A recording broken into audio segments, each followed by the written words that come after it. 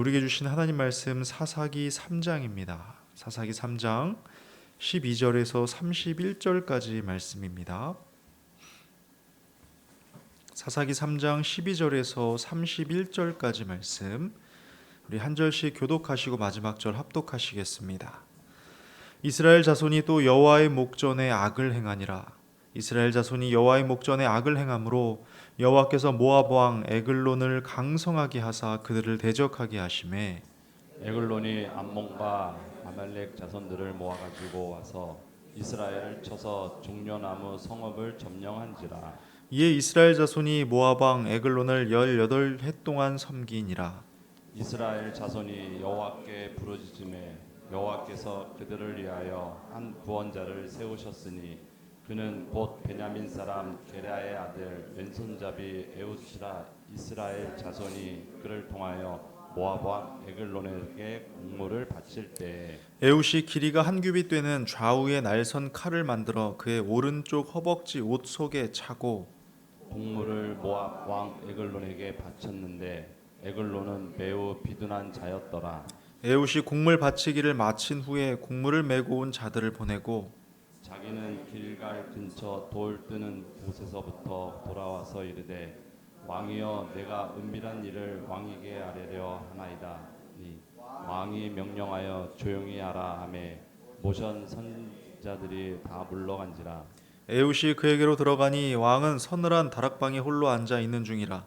에웃이 이르되 내가 하나님의 명령을 받들어 왕에게 아뢰을 일이 있나이다 하매 왕이 그의 좌석에서 일어나니 에웃이 왼손을 뻗쳐 그의 오른쪽 허벅지 위에서 칼을 빼어 왕의 몸을 찌르매 칼자루도 나를 따라 들어가서 그 끝이 등 뒤까지 나갔고 그가 칼을 그의 몸에서 빼내지 아니하였으므로 기름이 칼에 엉겼더라.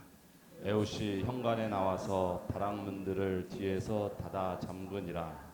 에웃이 나간 후에 왕의 신하들이 들어와서 다락문들이 잠겼음을 보고 이르되 왕이 분명히 서늘한 방에서 그의 발을 가리우신다 하고 그들이 오래 기다려도 왕이 다락문을 열지 아니하는지라.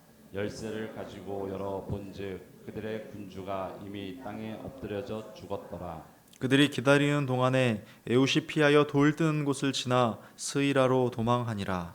그가 이르러 에브라임 산지에서 나팔을 불매 이스라엘 자손이 산지에서 그를 따라 내려오니 에웃이 앞서가며 그들에게 이르되 나를 따르라 여호와께서 너희의 원수들인 모압을 너희 손에 넘겨 주셨느니라 하매 무리가 에웃을 따라 내려가 모압 맞은편 요단강 나루를 장악하여 한 사람도 건너지 못하게 하였고 그때 모압 사람 약 10,000명을 죽였으니 모두 장사요 모두 용사라. 한 사람도 도망하지 못하였더라. 그날에 모압이 이스라엘 수하에 굴복함에 그 땅이 80년 동안 평온하였더라. 에웃 후에는 아나세 아들 삼갈이 있어 소모는 막대기로 블레셋 사람 600명을 죽였고 그도 이스라엘을 구원하였더라. 아멘. 자녀를 키우다 보면 속이 부글부글할 때가 종종 있습니다. 예를 들어 하지 말라는 것을 해서 실수가 발생하고 그 뒤치다꺼리를 해야 하는 상황 같은 건 말이죠. 공감이 되시나요? 그래도 아직 잘 모르니까 경험이 없고 실수이니까 충분히 용납이 가능한 경우입니다. 그런데 여기서 선을 좀 넘어가면요. 다분히 의도성을 가지고 행동하는 경우가 발생합니다.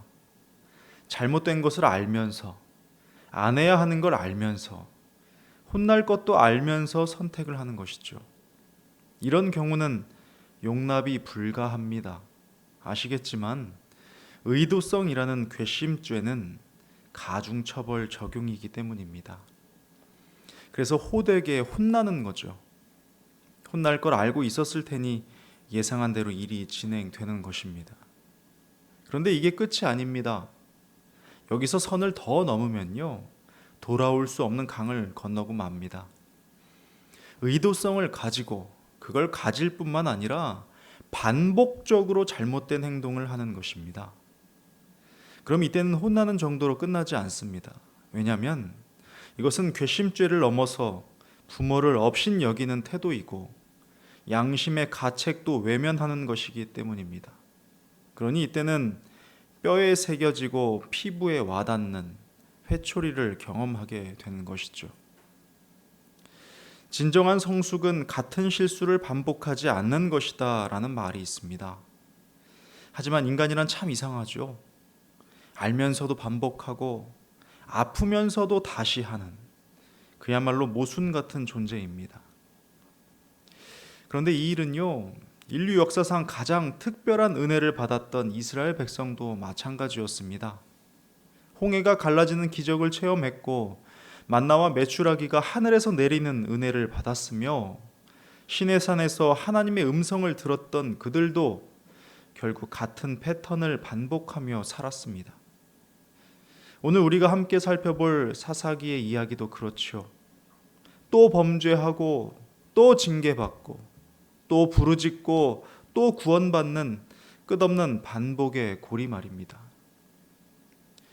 오늘 본문의 시작이 이러합니다. 12절인데요. 이스라엘 자손이 또 여호와의 목전에 악을 행하니라 합니다. 또 그랬다고 말씀합니다. 이 또와 연결된 이야기가요, 이전 3장 7절에 자세히 기록이 되어 있습니다. 제가 읽어드리겠습니다.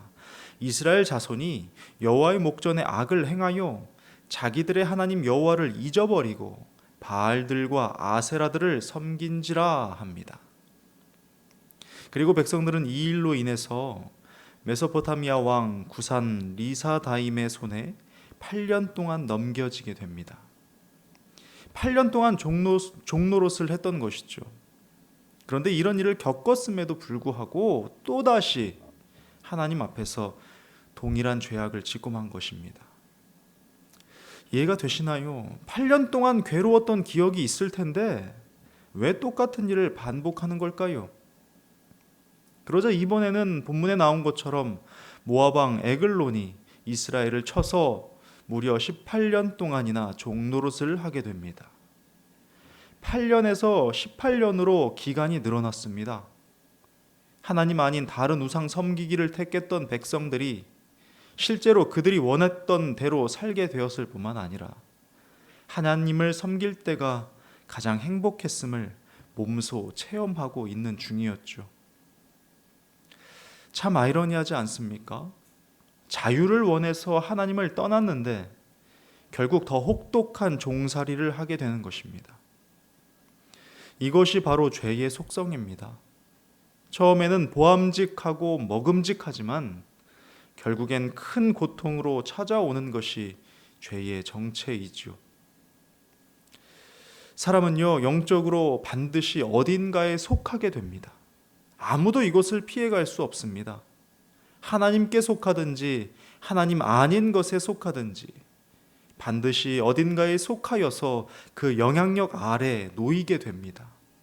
그리고 그 아래에서 삶의 질과 방향이 정해지게 되는 것입니다. 결국 고통 가운데 신음하던 백성들은요, 다시금 여호와께 부르짖기 시작합니다. 18년 동안 모압의 종살이를 하며 그들은 깨달았습니다. 하나님을 떠난 자유가 얼마나 허상인지, 하나님의 날개 아래가 얼마나 평온한 곳인지를 말입니다. 그러자 하나님께서는 이들을 위하여 한 구원자를 세우십니다. 15절 말씀입니다. 이스라엘 자손이 여호와께 부르짖음에 여호와께서 그들을 위하여 한 구원자를 세우셨으니 그는 곧 베냐민 사람 게라의 아들 왼손잡이 에웃이라 합니다. 참 놀라운 것은 하나님의 반응이 있지요.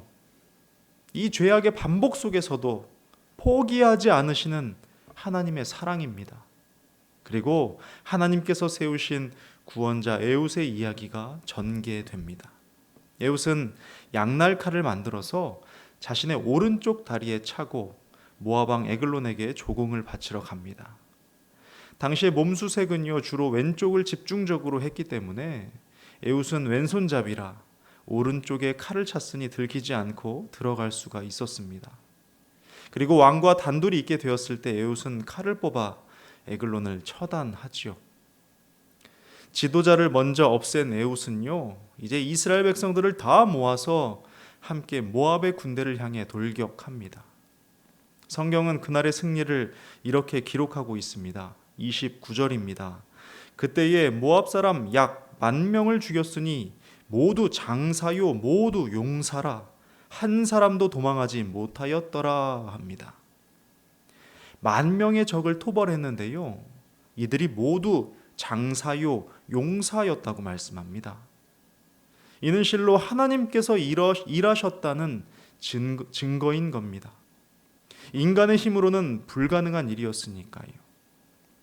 전쟁은 하나님께 속했다는 것을 분명하게 보여주고 계시는 겁니다.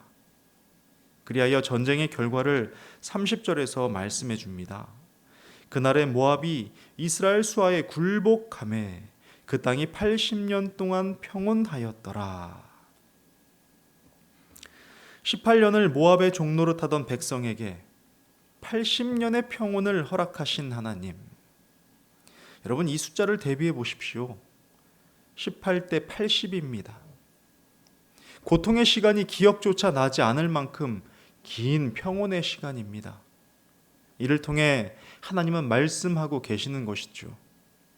구원이 내게 있음을, 평온이 내 안에 있음을, 나는 언제나 징계보다 복주기를 원하며 상처를 싸매는 하나님이라고, 내게 부르짖을 때에 이전 것을 기억하지 않고 늘 은혜를 베푸시는 분임을 알게 하시는 것입니다.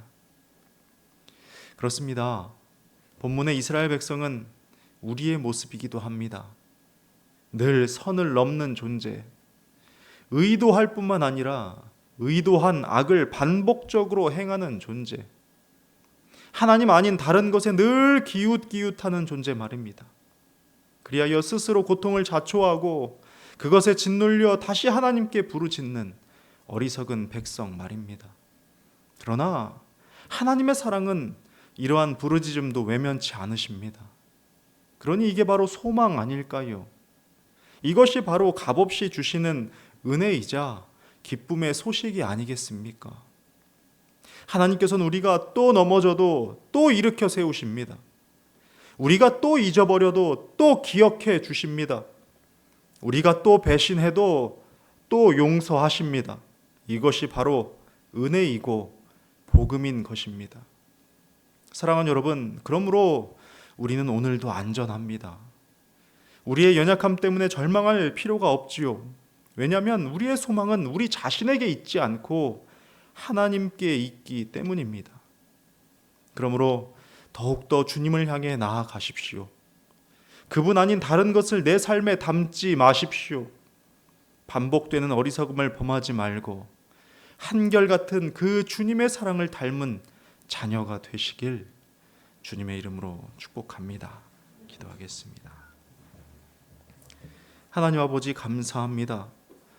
오늘도 하루를 어떻게 살아내야 할지 깨닫게 하시고 보여주시니 감사합니다. 오 하나님, 겸손한 마음으로 주와 동행하기를 원합니다. 넘어져도 또다시 일으켜주시는 하나님의 큰 은혜를 감격하며 감사하며 누리는 하루가 될 수 있도록, 우리 모두의 인생이 될 수 있도록, 모든 주의 백성의 삶이 될 수 있도록 은혜 내려 주시옵소서. 감사드리며 예수님의 이름으로 기도드립니다. 아멘.